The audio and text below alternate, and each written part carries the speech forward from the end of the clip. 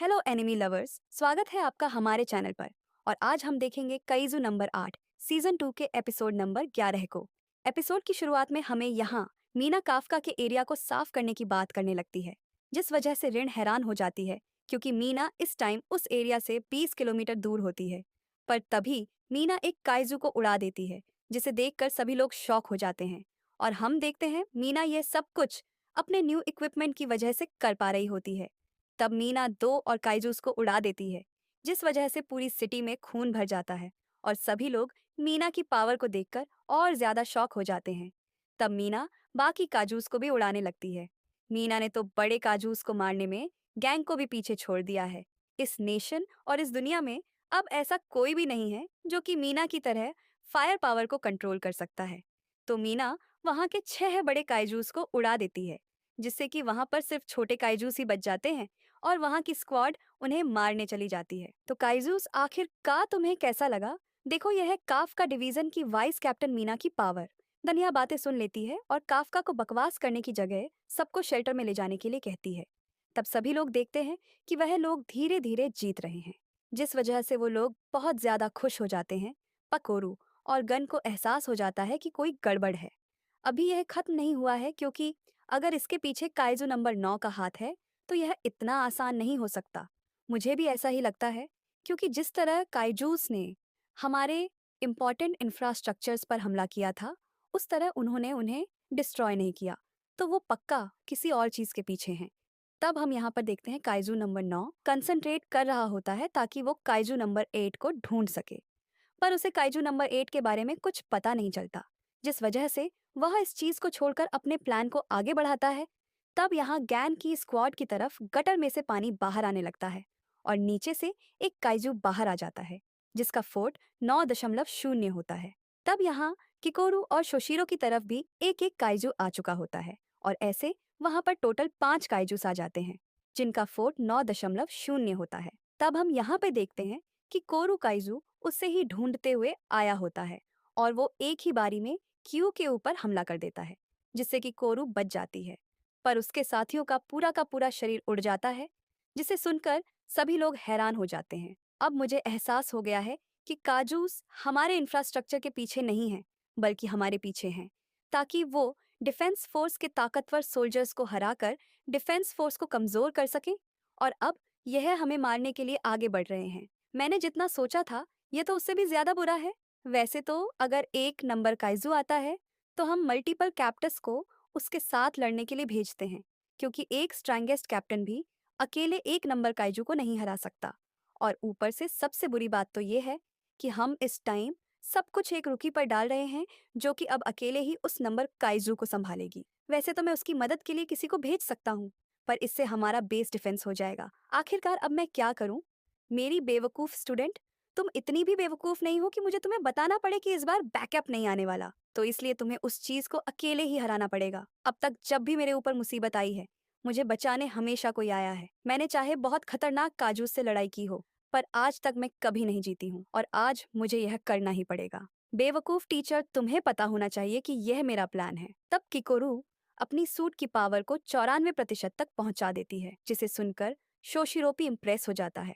तब सभी लोग अपने काजूस के साथ लड़ने के लिए तैयार हो जाते हैं और यहाँ की कोरू भी काइजू पर हमला कर देती है। पर वो काइजू बहुत ज्यादा तेज होता है, जिस वजह से वो किरू के हमले से बच रहा होता है। हम इस टाइम हिस्ट्री के सबसे स्ट्रांगेस्ट रुकी को देख रहे हैं, जिसने अपने पेरेंट्स के साथ साथ गैन को भी सरपास कर दिया है। तो यहाँ काइजू की कोरू पर भारी पड़ रहा होता है और जैसे ही उस पर हमला करने लगता है कि कोरू उसके हमले से बच जाती है और अपनी शील्ड को एक्टिवेट कर देती है। पर वो काइजू उसकी शील्ड को मुक्का मार के तोड़ देता है और उसे दूर एक बिल्डिंग में पटक देता है, जिससे कि उसका लेफ्ट लंग और रिपअप कैच डैमेज हो जाता है और उसके मुंह से खून निकलने लगता है। तब की कोरू फिर से अपनी एक्स को उठाने लगती है, पर वो काइजू इसके लिए मना कर देता है। तब ये लड़ाई देखकर इताबी को ऐसा लगता है जैसे कि वो काइजू की कोरू की हर टेक्निक को जानता हो। तब यहाँ गैन भी अपनी साइड वाले काइजू का कुछ नहीं बिगाड़ पा रहा होता और वह काइजू उस पर पानी से हमला करके उसे एक जोरदार मुक्का मारता है, जिस वजह से उसके मुंह से भी खून निकलने लगता है। मुझे पता है कि तुम अपनी आंखों की मदद से मेरी बॉडी की इलेक्ट्रिकल पल्सेस को रीड कर सकते हो और मेरे मूव को प्रेडिक्ट कर सकते हो।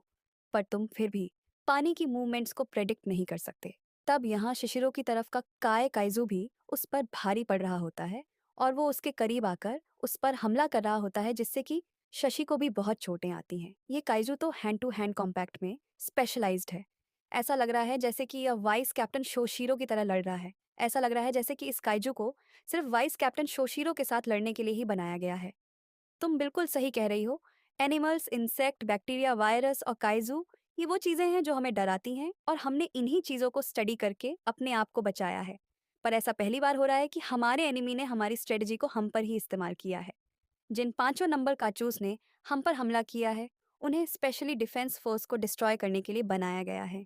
तब हम यहाँ पर एक डिफेंस शेल्टर देखते हैं, जहाँ पर काफका के पुराने साथी होते हैं और उन्हें पता चलता है कि टोकू की बेटी अब ठीक है, जिस वजह से वो खुश हो जाते हैं। पर तभी शेल्टर के अंदर सभी लोगों को पता चलता है कि बाहर 9.04 एल्टीट्यूड के 5 काइजूस ने हमला कर दिया है, जिस वजह से उन्हें लगता है कि अब दुनिया खत्म होने वाली है और वो लोग शेल्टर के अंदर सेफ नहीं है। तब टोकू चोट लगने के बावजूद भी शेल्टर के अंदर मदद कराने लगता है, क्योंकि उसे विश्वास होता है कि जो लोग ऊपर लड़ रहे हैं वह उन्हें जरूर बचाएंगे, जिस वजह से टोकू के साथी भी उसका हाथ बटाने लगते हैं।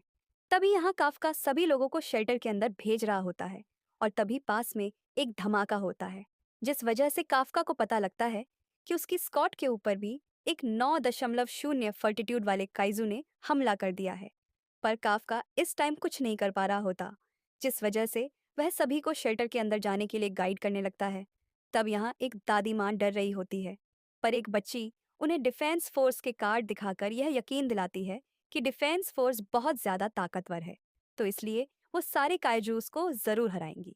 तब काफका को यह सुनकर मीना के साथ किया हुआ वादा याद आ जाता है और यहाँ हम देखते हैं दूसरा धमाका होने के बाद सभी लोग बहुत जल्दी शेल्टर के अंदर भागने लगते हैं, जिस वजह से उस लड़की के कार्ड्स नीचे गिर जाते हैं और काफका उन कार्ड्स को उठाने में मदद करने लगता है। तुम डिफेंस फोर्स के बारे में बिल्कुल सही कह रही थी। डिफेंस फोर्स में बहुत ज्यादा अमेजिंग लोग हैं, जो कि बहुत ज्यादा ताकतवर हैं, तो इसलिए तुम्हें डरने की कोई जरूरत नहीं है। तो अब जल्दी से शटक के अंदर चले जाओ।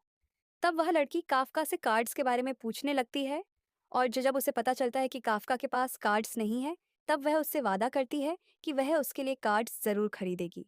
तब काफका को पता चलता है कि उसकी स्क्वाड बहुत ज्यादा खतरे में है, जिस वजह से वह स्क्वाड की तरफ बढ़ने लगता है। तब यहाँ काइजू ने एक प्लेटून लीडर कोटा को पकड़ लिया होता है, जिस वजह से रेन बहुत ज्यादा शॉक होती है और यहाँ दूसरी तरफ भी बाकी सोल्जर्स का बुरा हाल होता है। अब कुछ नहीं हो सकता, क्योंकि यह काइजू उन सभी काइजू से स्ट्रांग है जिनसे हम आज तक लड़े हैं। मैं सच में कुछ नहीं कर सकती हूँ। तब रिन को याद आता है कि वो एक प्लेटून लीडर है जिसे गन ने खुद चुना है, जिस वजह से वो कोटा को बचाने के लिए काइजू के ऊपर हमला कर देती है और कोटा उससे बच जाता है। पर वो काइजू रन को मुक्का मारकर बहुत ज्यादा दूर फेंक देता है। मैं बहुत ज्यादा ताकतवर होकर कैप्टन बनना चाहती थी और यह भी चाहती थी कि कैप्टन गैंग मुझे नोटिस करे, और ऐसा हुआ भी, जिस वजह से मैं फर्स्ट डिवीजन की प्लट लीडर बन गई और कैप्टन गैन की वो एलिट सोल्जर बनी जिस पर उन्हें पूरा भरोसा है। तरेनन के अंदर जोश भर जाता है, पर उसे एहसास होता है कि वह उस काइजू को नहीं हरा सकती, जिस वजह से वह यह डिसाइड करती है कि अब वह आखिरी दम तक उस काइजू के साथ लड़ेगी, ताकि वह यह जान सके कि उस काइजू की कमजोरी क्या है और इसके बारे में गैन को बता सके। तब वो उस काइजू के ऊपर हमला कर देती है, पर काइजू को कुछ भी नहीं होता और वो काइजू रिन को मुक्का मार के फ्लाई ओवर तोड़ के नीचे फेंक देता है, जिस वजह से रिन को लगने लगता है कि अब उसका अंत शायद आ चुका है, पर वो फिर भी मरना नहीं चाह रही होती। तब वो काइजू या फिर से उस पर हमला कर देता है, पर हम देखते हैं इस बार काफ का आकर उसे बचा लेता है। आखिरकार यहाँ पर कर क्या रहे हो लटून लीडर? मुझे पता है कि आपने मुझे दूर रहने के लिए कहा था, तो इसीलिए मैं इस गलती के लिए कोई भी सजा भुगतने के लिए तैयार हूँ, पर इस टाइम मैं पीछे नहीं हट सकता। काफका, पीछे रहो। तुम अभी नहीं मर सकते क्योंकि इस कंट्री को अभी तुम्हारी जरूरत है। मेरी चिंता करने के लिए थैंक यू, पर आप टेंशन ना लीजिए, मैं नहीं हारूंगा और इस काइजू को मैं एक चेयर की तरफ फोल्ड कर दूंगा। तब काफका काइजू नंबर 8 में कन्वर्ट हो जाता है, जिसका एहसास काइजू नंबर 9 को भी हो जाता है। तो गाइस, इसी के साथ काइजू नंबर 8 का सीजन 2 कंप्लीट हो जाता है। मैं मिलती हूँ आपसे बहुत ही जल्द अगले वीडियो के